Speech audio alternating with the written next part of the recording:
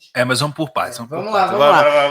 Eu queria que você contasse, Júlia, para o pessoal o que a gente estava pensando quando a gente se encontrou naquele evento ali. A gente estava num ambiente focado no nosso, né, na construção de um negócio, pensando nas metas. O que você ouviu da gente? Qual foi a dica que você deu para a gente que virou essa chave para a gente hoje?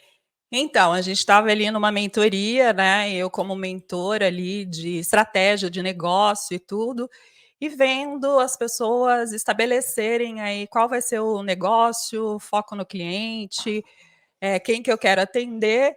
E eu olhava vocês falando, não, nosso escritório vai ser focado em atender advogados. E eu olhava aquilo e não fazia o menor sentido, né? Porque quando a gente está pensando em estratégia de negócio, a gente tem que olhar para onde a gente quer estar e não aonde a gente está. Então, como vocês tinham tido um cliente advogado, vocês colocavam aquilo como meta, né? E aí faltava um pouquinho de visão a longo prazo, né? De olhar para a gente, né? Olhar quais são as minhas forças, o que é que eu vou me destacar, o que eu vou chamar atenção, o que eu vou ter prazer de fazer. E aí eu olhava, né, a Rafa e o Alex, a Rafa toda ainda estudante de arquitetura, o Alex cheio de tatuagem, e eu já atendi advogados.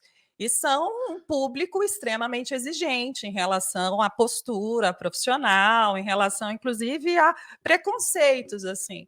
E eu não via aqueles arquitetos sendo os arquitetos para atender advogado. Eu já era arquiteto ali, mas eu era a vibe estudante de arquitetura, isso, né? Tipo, all-star, cabelo bagunçado. Isso, na vibe ainda, né? De início de carreira. E a gente tinha tido um cliente bom advogado. A gente já tinha tido outros advogados, mas é porque eu lembro que a pergunta que tinha sido feita era: qual foi o melhor cliente que vocês atenderam? E o melhor cliente que a gente tinha atendido tinha sido um advogado, por coincidência. Mas não é porque ele era advogado, é porque ele era uma boa pessoa. Entendeu?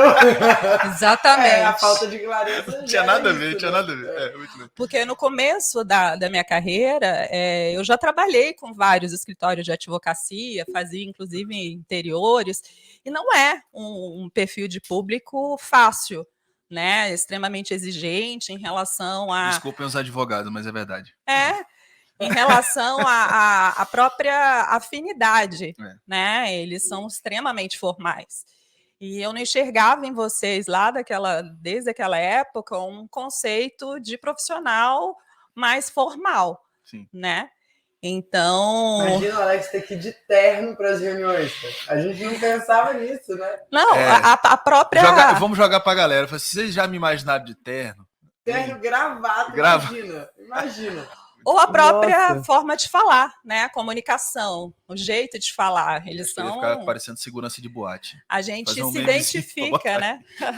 Quando a gente estabelece quem vai ser o nosso cliente, o público, a gente tem que ter uma afinidade, né? Ele tem que olhar para a gente e se identificar, né? Então, foi naquele momento que eu olhei e falei, não, eu acho que precisa dar uma mexida nisso. A pergunta não é qual é o cliente que você, o melhor cliente que você já atendeu, mas qual cliente que você quer atender em função do mercado e em função de você mesmo. Só que aconteceu uma coisa, Júlia, que lá a gente estava assim, bom, vamos... Peraí, só uma dica pedrada em cima desse grande aprendizado aqui.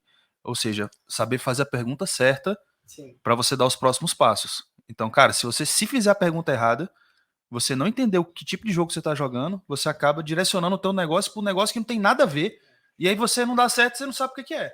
Né?